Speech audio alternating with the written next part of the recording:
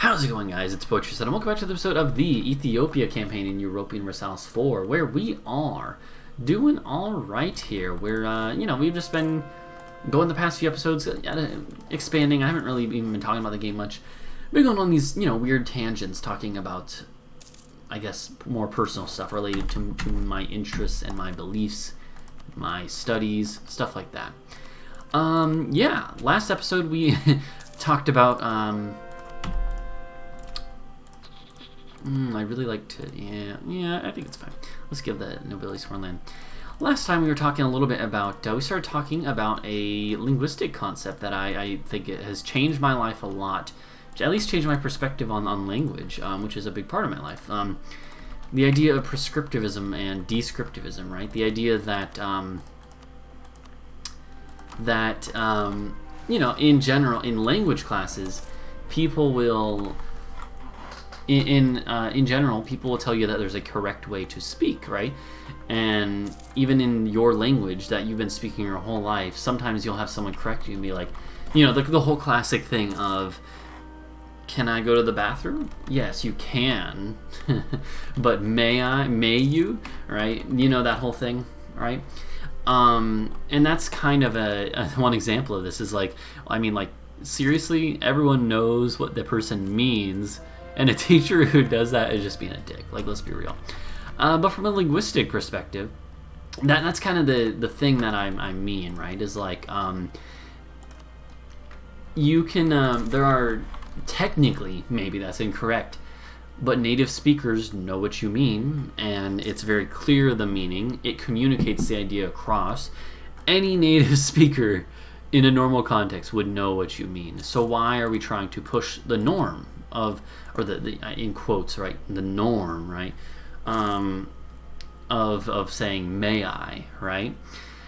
It's kind of pointless to a certain extent, right? The same idea goes with trying to preserve the language in its current form, right? First off, impossible.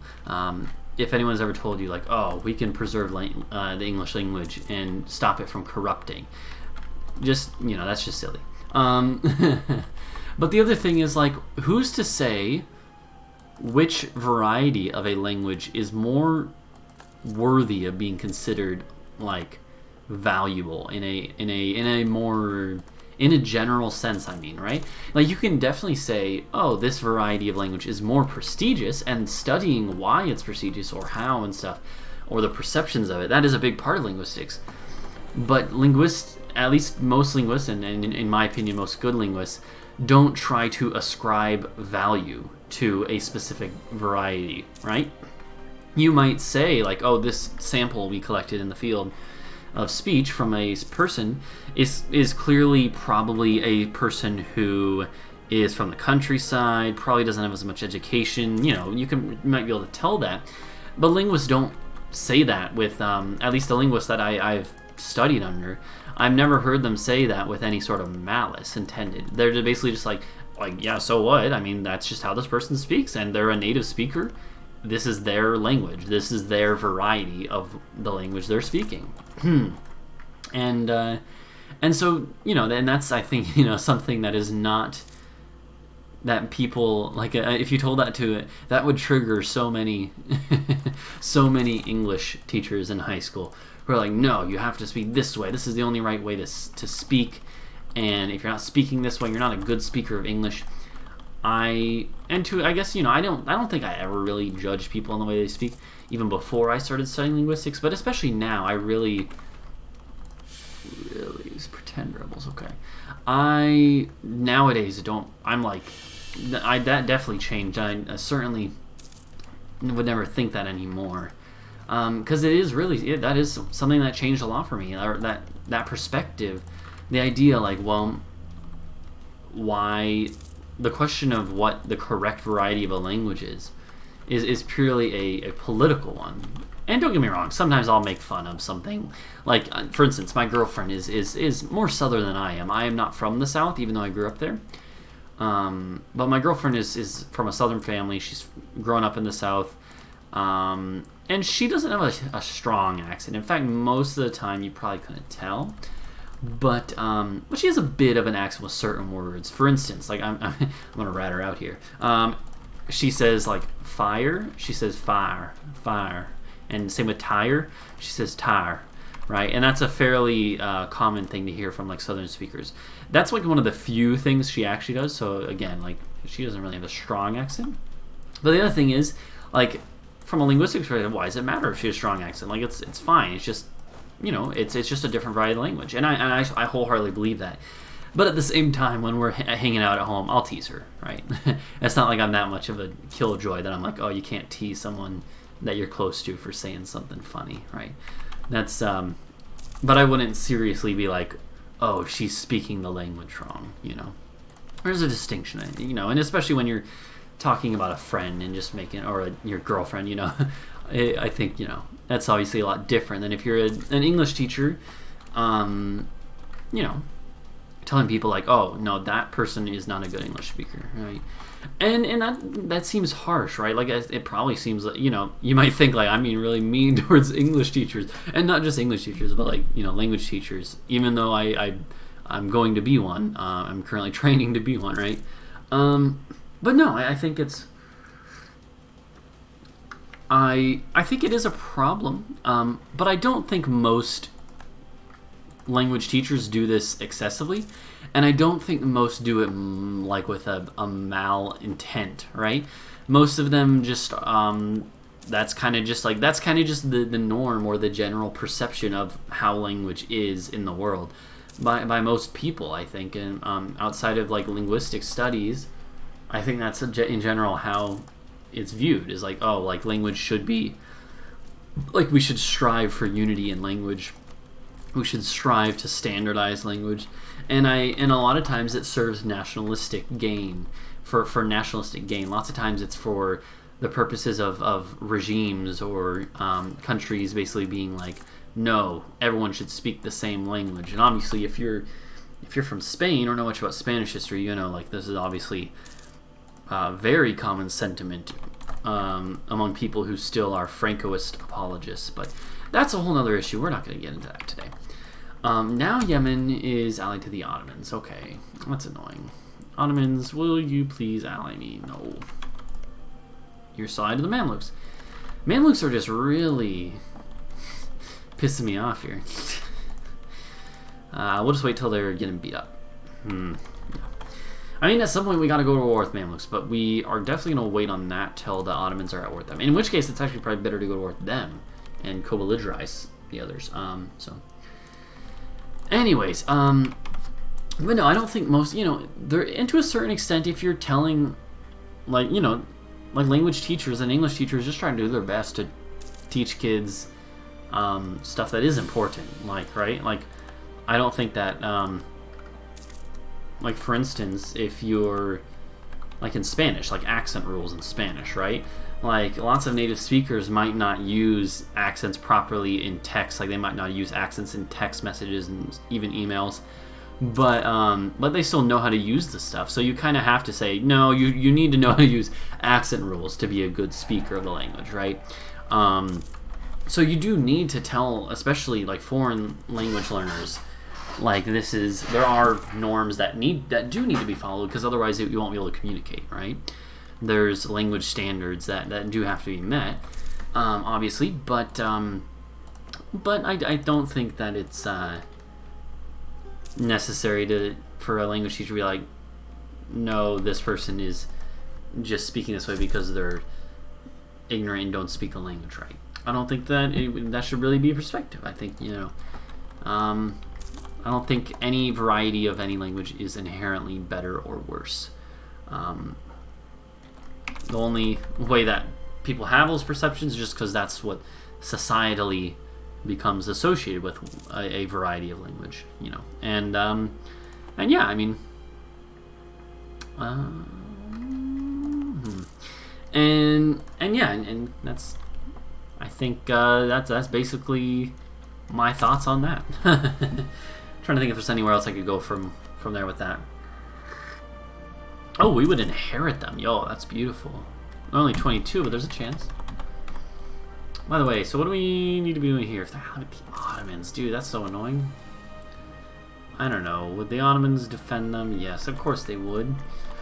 Shoot, dude. I don't know what to do about that. Jeez.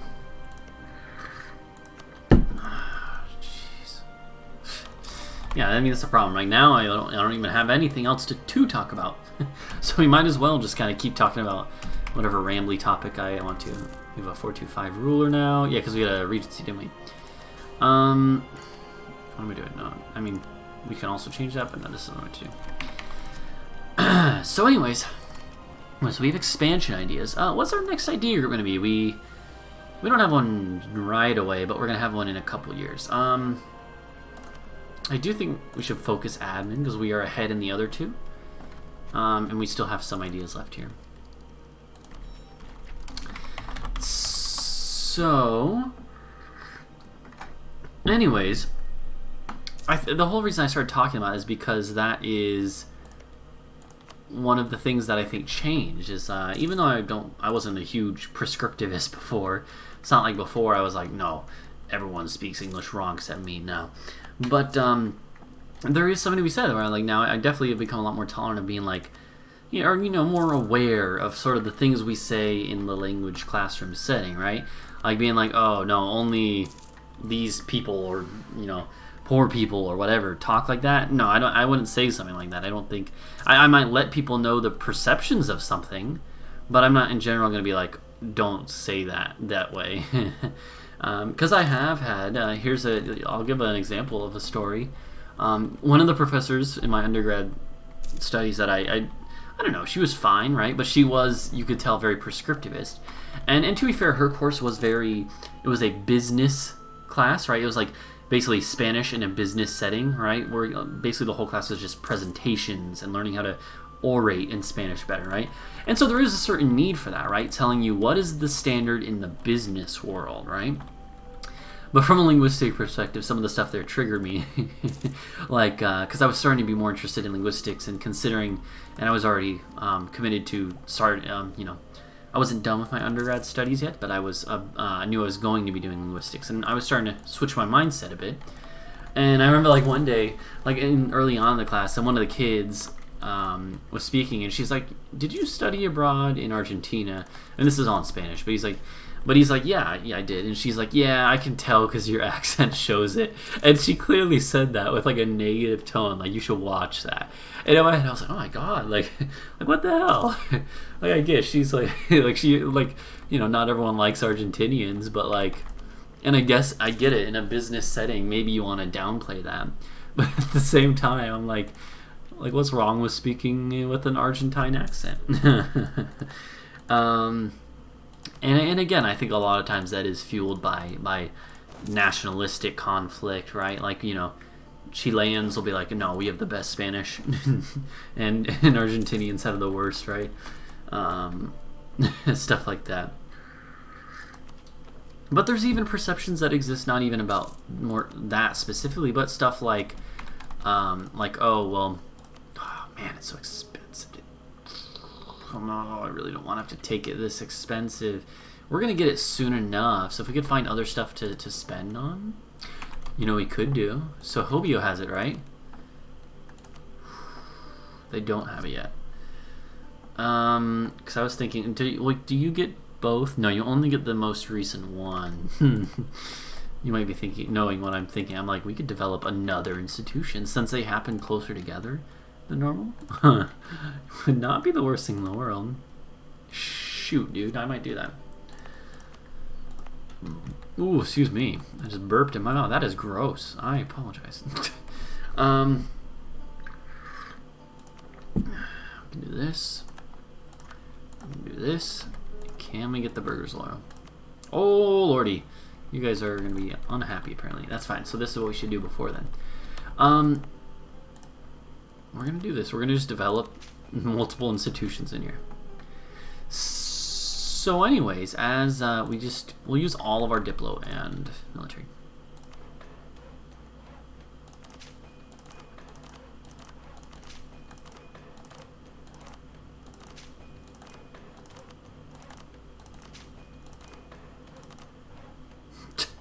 Not quite there yet, but it's still fine. We're going to have to do this one anyways. Otherwise, it's going to take literally forever. Pretty sure. I mean, actually, we're... No, yeah, I was going to say, we are not Catholic, but we're not Protestant Anglican Reformed. And so the cops are not going to get it, for historical reasons. But anyways, but yeah. So this one professor, she basically that's one example, right? But just in general, lots of language professors will be like that. They'll be like, you shouldn't speak like this, and I don't like that anymore. I don't necessarily agree with that way of approaching I don't think you should perpetuate with your students stereotypes like that. So again, I don't think there's any inherent value that you can give to, that you can measure in a language. But yeah, so yeah, you guys are probably sick of me talking about this. The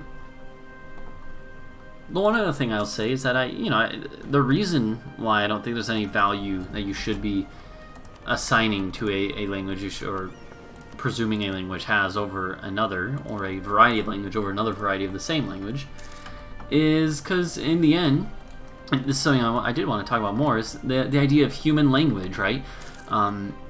Human language is a unique phenomenon, and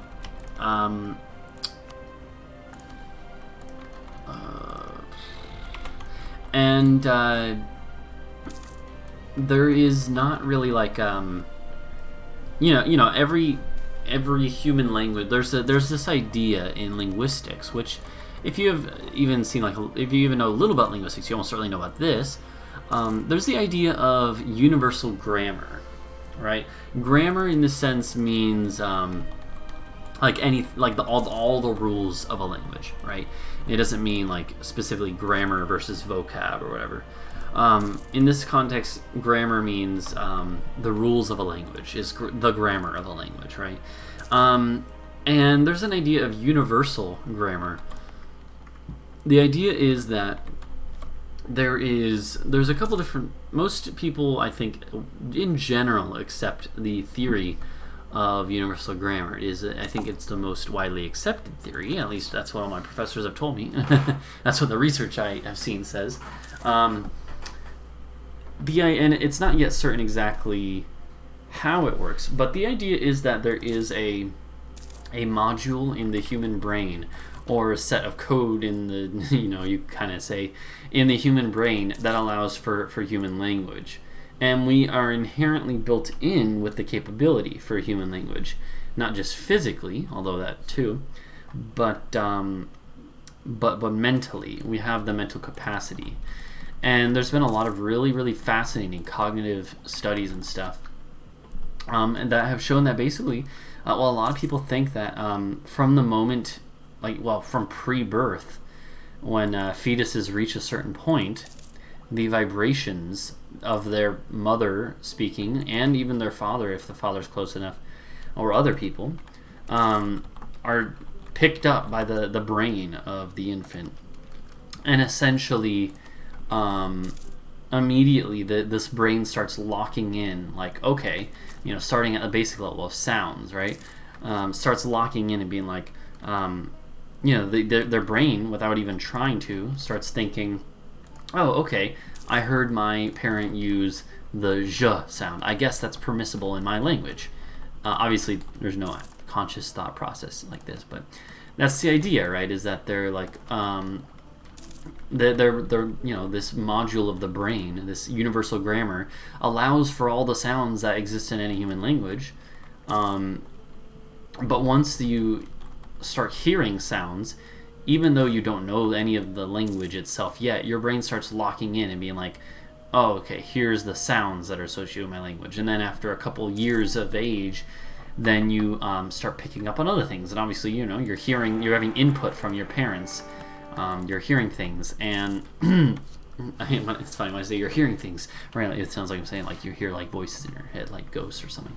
No, you start hearing, you get input, and are hearing your language being used. You start picking up on the syntax, and so it's not so much that every language specifically is built into the brain. It's more the languages exist in adult speakers already, but your infant brain had had the capability as an infant even to start picking up the sounds you hear and locking in on what are the permissible things that my language has sound wise, and then later what are the permissible structures syntactically speaking, right? And it's very fascinating, and I'm not really an expert in that. I mean, I'm not an expert in any area of linguistics, but I don't have, and that's not really the area I've been studying for. I'm mostly more interested in, like sociolinguistics, phonetics and phonology, stuff like that. Second language acquisition.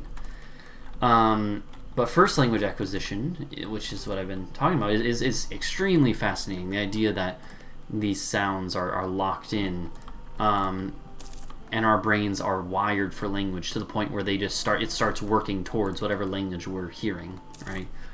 And it's really it was quite revolutionary in the 60s when this was proposed by Noam Chomsky, but has been widely accepted since then. And there are other theories, right? But that is certainly the most popular one. Look at that, we're debt-free, boys. Beautiful. And yeah, let's see. It's our level 1 advisors for now. Morello Armies is good.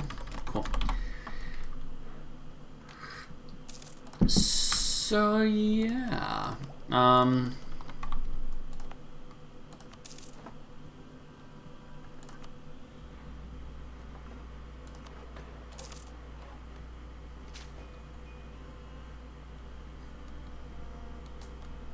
Shoot, dude. Fine, I'll do that. And then I'll wait for this one. And yeah, like, so, I mean, I think that kind of, well, so that's the idea, is when I say, any variety of language is a variety of the human language. That's kind of what I mean, is that this module, or, this idea of universal grammar is, means that human language is its own phenomenon. There is a lot of debate about whether other animals besides humans can learn language, like with gorillas and stuff, right? And I have my own perspectives on that, but I'm not going to say them because sometimes people get triggered, especially because I think I have the unpopular opinion. But the idea is that even if what I always tell people is that even if other animals have the ability to acquire language, we shouldn't expect that it should be considered human language, right? And so that's why when I say all the varieties of human language, it is because it's its own unique phenomenon. And it's obviously possible that animals could have their own languages, and some people, I will say, I don't like, stuff like, the ways dogs communicate is certainly communication, but it's not like a language in the sense that it has, here's where it kind of is. It basically comes down to how do you define language. And if you're considering language to mean human language, then by necessity it has specific things, including vowels, parts of speech, stuff like that, right? These grammatical concepts that all human languages across 6,000, 7,000 languages have, right? And that's the idea, is that, like, even if dogs have some language that you could consider language, it's not considered human language, right? And you'd be like, well, they can communicate with me, and I'm a human, but that's not the idea. In a scientific sense, in a social science sense, a linguistic sense, it's not necessarily the same as human language, but. I think it would be cool if we could find a way to classify dog language or gorilla language or whatever great ape language, what other type of language might exist, but it's going to be a separate thing apart from human language. And yeah, I mean, honestly, probably for the best, because, according to my rants and my experience, if gorillas or great apes started speaking their own language, but we consider it a human language, and sooner or later people will be like, no, this gorilla is speaking incorrectly, they should actually do this. Probably better that it's its own separate thing. And then, yeah. We do need to wrap up in a second. That's probably where I'll stop this session. Didn't get too much done, honestly, but I think at this point, this is the point of the game where we basically kind of have to sit for a while, right? And I think this is okay. But the last thing I'll say is, yeah, like, to kind of reinforce my point about, you know, why it's good to take a more descriptive nature. I'll make a linguist out of all you guys. My historical linguistics professor, she tells her students this every year, and she told us this past semester when we started her class. It's a little anecdote from her childhood, or like her teenage years. It's the story of Big Boy the cat, right? So my professor, I'm going to try to put on my best storytelling voice. My professor, when she was a kid or a teenager, had a friend named Mary. And she went over to Mary's house one day, and Mary had a large cat named Big Boy, a big chunky boy. And while they were hanging out, all of a sudden, my professor heard the cat make a strange noise. Row, row. And was very confused, and at first thought that it was her friend Mary making this noise. Row, row. And she said, Mary, that is the worst cat impression I've ever heard. And turned to her to only realize that it was not Mary at all. It was the cat, Big Boy, going row, row.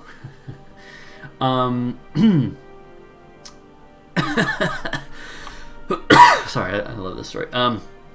And when she realized this, she said to the cat, Big Boy, that is not how a cat is supposed to sound, right?